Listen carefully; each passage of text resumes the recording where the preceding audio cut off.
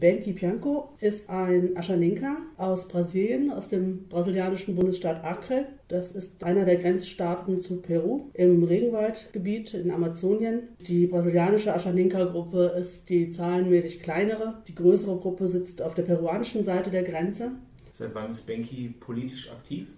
Er ist eigentlich schon von frühester Kindheit an ausgebildet worden dazu, seine Gemeinschaft anzuführen. Das kann man jetzt schlecht definieren mit politisch oder nicht politisch, weil die Ashaninka, wie die meisten anderen indigenen Völker auch, eine sehr ganzheitliche Sicht haben auf die Welt und gar nicht so unterscheiden zwischen politisch und medizinisch und spirituell, sondern das ist eher so ein großes Ganzes. Und an Benki kann man schon gut sehen, der ist von klein auf eigentlich ausersehen gewesen, eine führende Position in seiner Gemeinschaft einzunehmen. Er ist schon als 2-jähriges Kind zu seinem Großvater gegeben worden, der ihn ausgebildet hat, der ihm das ganze traditionelle Wissen der Ashaninka seiner Gemeinschaft, die Apiucha heißt, beigebracht hat, der ihn auch zum Heiler ausgebildet hat, zum Schamanen ausgebildet hat. Er ist auch schon mit dabei gewesen, als sein Vater, Antonio Pianco, die Verhandlungen geführt hat mit dem Staat Brasilien um den Landtitel für seine Gemeinschaft. Die Gemeinschaft hat Ende der 80er Jahre einen eigenen Landtitel bekommen. Das heißt, sie haben jetzt eigenes Land, das sie auch selber verwalten können. Und an diesen Verhandlungen hat Benki auch schon als ganz junger Knirps, das heißt, dass er schon mit 12 Jahren da aktiv einbezogen war, mitgewirkt. Vor welchen Herausforderungen und Problemen stehen die Ashaninka?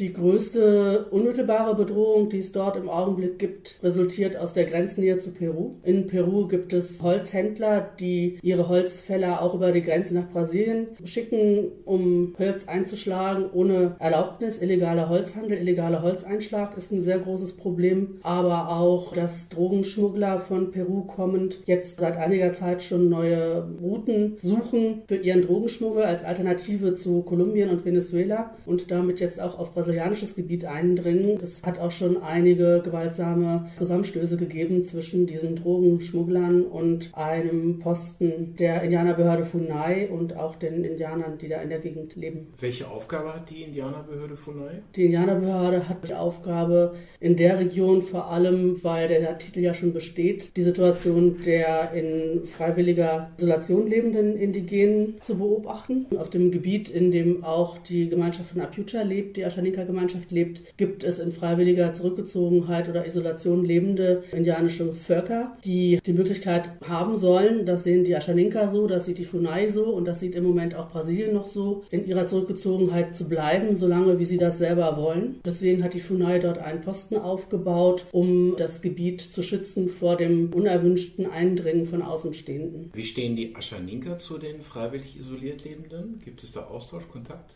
Also direkten, unmittelbaren nicht, aber die wissen voneinander, wer wo ist. Die Isolierten beobachten schon die Welt um sie herum und die Ashaninka ihrerseits können schon sehen, wo die gewesen sind zumindest, weil man verlassene Lagerplätze findet, man findet Feuerstellen, man findet auch zum Teil Schmuck. Es gibt ein Foto, das hat unsere Brasilien-Expertin, die Ayane Fernandes Ferreira, uns auch mal mitgebracht. Da haben die eine Kette gefunden von einer dieser freiwillig isolierten Gruppen. Man findet auch manchmal Waffenreste oder Nahrungsreste.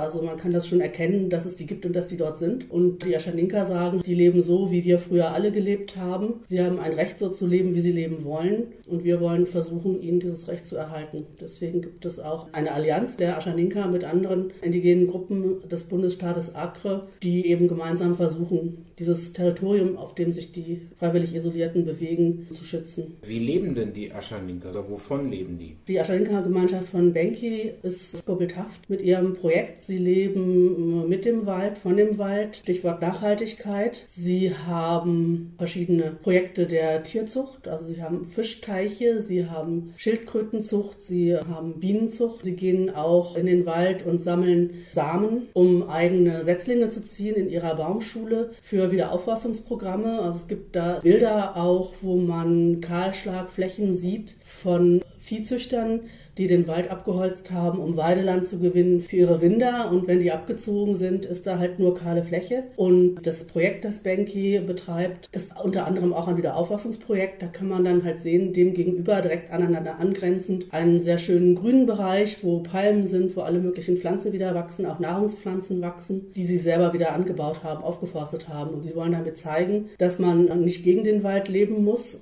ihn zerstören muss, um ihm die eigene Lebensweise aufzuzwingen, sondern dass man auch mit dem Wald zusammenleben kann und ein gutes, auskömmliches Dasein führen kann, wenn man sich halt den Gegebenheiten anpasst, die der Wald vorgibt. Das versuchen sie selber zu praktizieren und Benki hat 2007 ein Bildungsprojekt ins Leben gerufen, wo er auch sich sehr darum bemüht, dieses Wissen weiterzugeben, auch und ganz bewusst an nicht-indianische junge Menschen der Siedlungen in der Umgebung ihrer eigenen Siedlung, weil sie wissen, dass nur Indianer und Nicht-Indianer gemeinsam den Wald am Leben erhalten können. Es heißt, dass er zum ersten Mal direkt selber physisch bedroht worden ist, als seine Gemeinschaft um den Landtitel verhandelt hat, Ende der 80er Jahre des vergangenen Jahrhunderts. Und dann halt immer wenn er größere Protestaktionen gemacht hat gegen die illegalen Holzfäller, wenn er auch nach Peru gegangen ist, um die Aschaninka auf der peruanischen Grenzseite zu unterstützen, wenn die versucht haben, gegen den illegalen Holzeinschlag vorzugehen oder eben auch, wenn wieder Drogenschmuggler rausgeflogen sind aus dem grenznahen Bereich, weil die Aschaninka sie aufgespürt und Alarm geschlagen haben, dann immer wird er bedroht. Er selber arbeitet auch gerade mit Jugendlichen und mit Schülern sehr gerne. Auch in seinem eigenen Projekt hat er da einen großen Schwerpunkt. Und das, glaube ich, war auch ein wichtiger Punkt, weshalb der Weimarer Preis ihm zuerkannt worden ist, weil man auch dort eben herausgestrichen hat, weshalb er den Preis bekommen hat,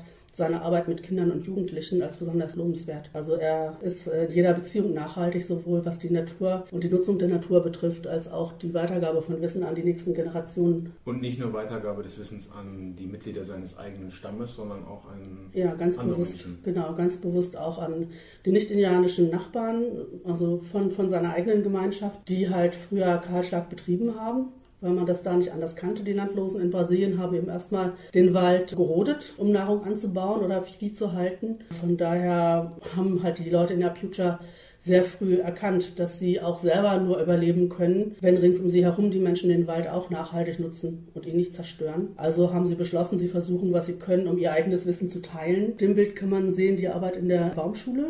Unten auf dem Boden sieht man die Setzlinge. Die sind in der Regel selber nachgezogen aus Pflanzen oder auch aus Samen. Also es geht auch so fort vonstatten, dass es kleine Expeditionen gibt auf dem Fluss. Der Fluss heißt Ammonia und auf diesem Fluss fahren dann einige Leute tiefer rein in den Regenwald und sammeln Zapfen, die Sämereien einschließen und aus diesen Samen werden dann wieder neue Pflanzen gezogen, sodass sie also praktisch so ein sich selbst erhaltendes System im Endergebnis geschaffen haben wollen, wo sie schon auf einem sehr guten Weg sind. Auf diesem Bild kann man ja sehen, dass die Pflanzen schon zum Teil sehr groß sind und dass da auch jede Menge gerade junge Leute rumlaufen, die eben von Anfang an lernen, mit diesen Pflanzen so umzugehen. Zu dem Fluss und dem Boot kann man vielleicht noch sagen, dass dieses Dorf Apiucha, wo die Gemeinschaft lebt, wirklich sehr weit abliegt vom Schuss. Wie ist denn der Kontakt zwischen Aschaninka auf der brasilianischen und auf der peruanischen Seite? Also ich denke, zum einen werden die das selber gar nicht unbedingt so wahrnehmen wie peruanische und brasilianische, weil Aschaninka ist Aschaninka.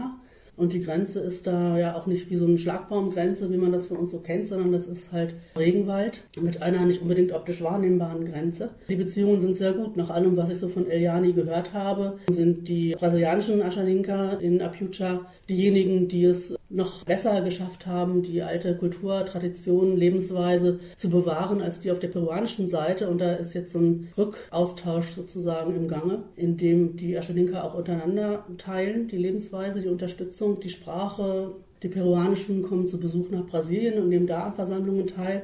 Und Benki geht auch nach Peru.